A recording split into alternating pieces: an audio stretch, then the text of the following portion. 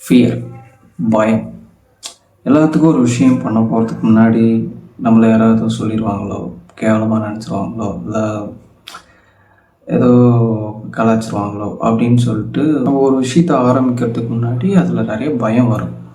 எப்படின்னா, நம்ம ஃப்ரெண்ட்ஸ் ஏதோ கலாச்சிருவாங்களா, அவன் ஏதோ சொல்லிடுவான், இவன் ஏதோ சொல்லிடுவான்.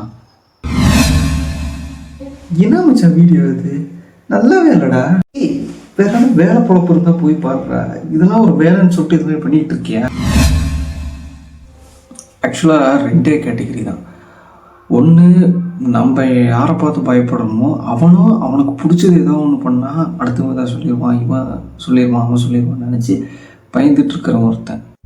இன்னொருத்தன் இவன் பார்த்துட்டு என்ன சொல்லுவான், இல்லை இவன் தான் நினச்சிருவானோ, இப்படி என்ன சொல்லுவாங்கன்னு நினச்சிட்டு இருப்பான். அவன் ஆக்சுவலாக நம்மளை கண்டுக்கவே மாட்டான். அவன் வாழ்க்கையை பார்த்துட்டு போயிட்டுருப்பான்.